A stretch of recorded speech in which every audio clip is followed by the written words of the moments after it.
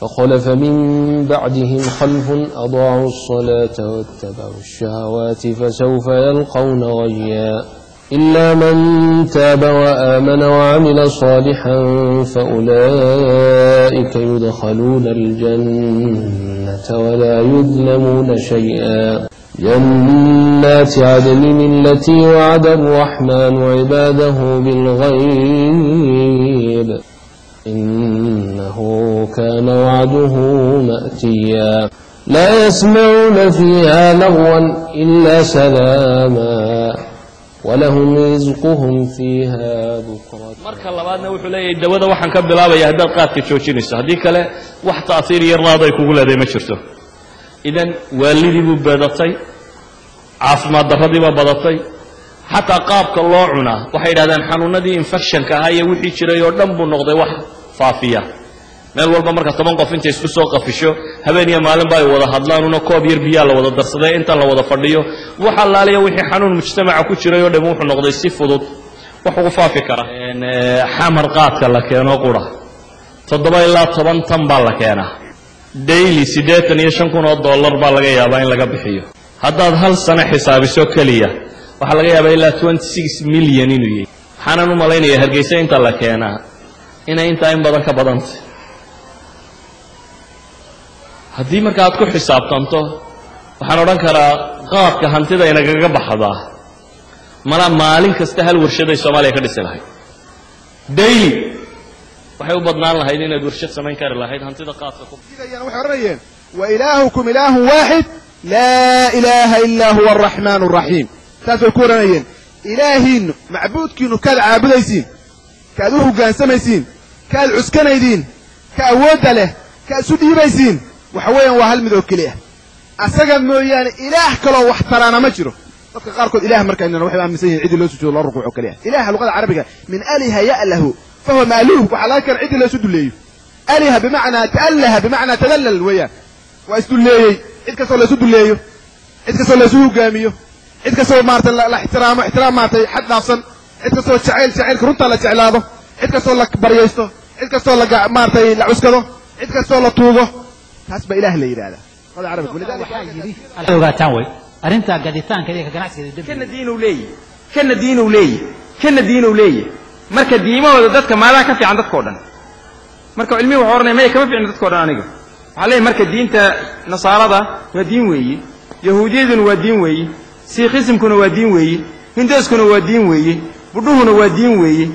muslimkuna waa diin weeye marka diimahooda dhan inaad aqbashid weeye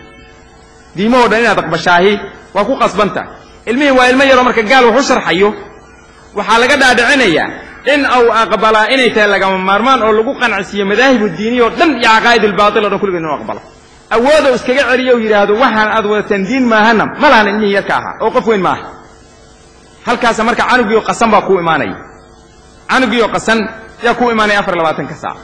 oo laga soo qanciyo leeyahay war diintaadii diintayda bataydaaba fududba salaadna la igama raba aniga soonna la igama raba aniga diintaydana waa haystaa diintinu waa diin ma aha khasab marka Soomaaliya hooyo aabaha waxa ka dhaadhacsan wiilka haddaanu iskuulka Swedish ka tagin waa baaba'ay iskuulka Mareykanka haddaanu tagin waa baaba'ay waxaan ku soo khatimayaa nintuu rasuul saxay isaga yaqaan adaa lagu yiri ilmahaaga ka badbaadinaa ilmaha iskuulada public iskuulka la geenay ama America ha noqoto reer Mareykan oo sheegay waa maw'uuda idinkana ka mas'uula wa idha al-maw'udatu su'ilat bi ayyi dhanbin qutilat ilmaha lagu sideynay 12 saac gaal inuu haysto waa ilmo la xabaal nololoodiyay way hadar baa loo ada xabaalay muxuu barayaa gaal madiin buu sheegay macaqiid uu sheegay معقيدة أهل السنة والجماعة وصبر يا الله 12 ساعة أما 14 ساعة ما صبر يا وحي الشيء يبغى نادعنا يا مركينا سكت نادعنا هواية أولا وركانه ضبان جلا يا قيانا ويسك إلى لنا يوي قال إنه لحدقني خير جدو النار والصعدان كل حضرني إسو ليبني marka dhibaatadeenu ilmo iyo ubad waa ka badan tahay hal kalena male inaynu meesha ka guurno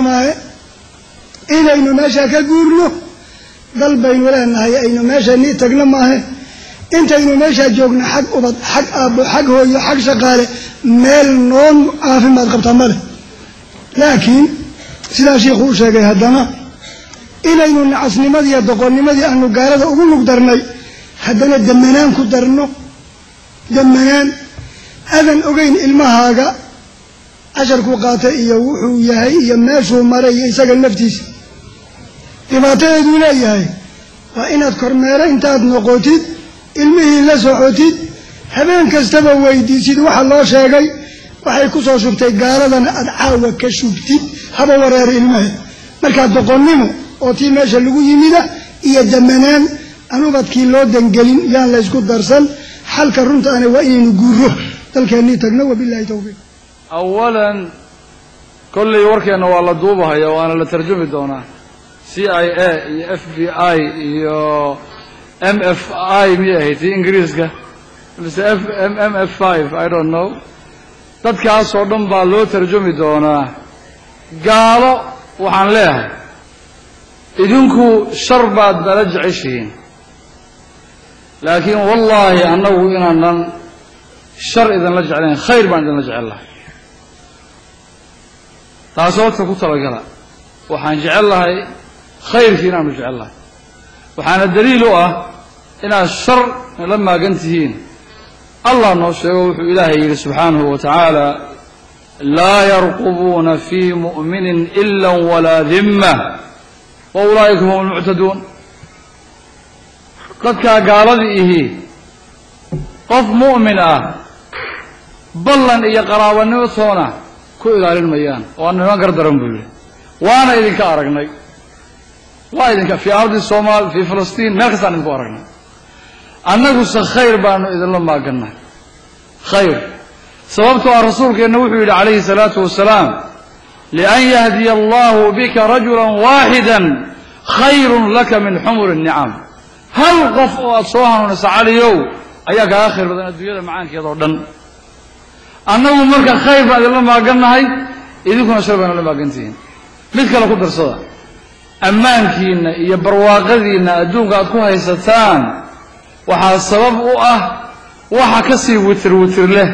dadka muslimiinta ay istikfaarsanayaan ilaahay wuxuu yidhi subxaanahu wa tacaala wamaa kaana allahu liyucadibahum waanta fiihim wamaa kaana allahu mucadibahum wahum yastakfiruun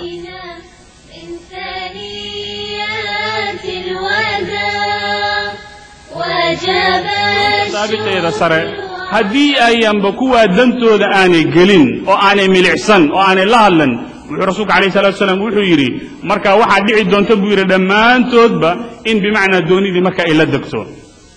xadiidka markiiba waa xadiid aad iyo aad u qiimo badan oo rasuul maxamed sal alla alayh wasalam maadaama ilaahay uu siiyey waxa lagu magacaabaa jawaamic alkelim waxaa laga yaabaa intaa muxaadaro culimmada ay jeediyeen iyo kelmadda la sheegaya rasuulka calayhi salaatu wasalaam noloshoo dhan buu wuxuu ku soo koobay dooni dad ay saaran yihiin wuxuuna ku soo koobay mujtamac walbaba inuu ka koobmo laba qaybood inay ka koobmaan mujtamac walbaba iyo bulsho walbaba meel joogtaay waxay ka kooban tahay laba qaybood qayb lagu magacaabo alakhyaar oo ah dadkii wanaagsanaa iyo kuwa lagu magacaabo alashraar oo ah dadka xun muxuu rasuulka calayhi salaatu wasalaam marka wuxuu leeyahay haddii dadka akhyaarta ihi ahlu khayrka ah ee wanaagga wada haddaanay gacanta aanay ka qaban kuwa sharta wada ilan mujtamac ka maran ma jira mujtamac ka maran shartii ma jira hadday gacanta ka qabtaan dhammaan mujtamacii dhan wuu badbaadayaa laakiin kuwa haddii la iska sii daayo falkooda lagu fiirsado oo aanan la qabanin waxaa dhici doonta bi rasul axmed sal alla alayh wasalam in dhammaantoodba halakuu jamiican xadiidkan marka wuxuu misaaliyey qolyaha ilaahay subxaana wa tacaala xuduuddiisa ilaaliyey ee waddadii markaa ku taagan wuxuu xadiidkan uu tusaale uu ka bixiyey kuwa iyagu markaa garab mara ilaahay subxaana wa tacaala hadyigii markaa uu rasuul axmed sal alla alay wasalam usoo dhiibay kana tallaabay sohdiintii markaa la xadeeyey xadiidka wuxuu ka hadlay qolyo markaa wanaagsan iyo kuwa xun xadiidku wuxuu markaa misaaliyey bulsho markaa ka kooban qolana ay ku raaxaysanaysa nolosha meesheeda sare kuwana ay dhulka ay taageen sagxadda ay garaacayaan meel ka bilaaban aanan lahayn ilaahayna wuxuu noo sheegay badbaadada waxay ku jirtaa in ummadda khaladka markaa laga soxo wanaagga markaa loo sheego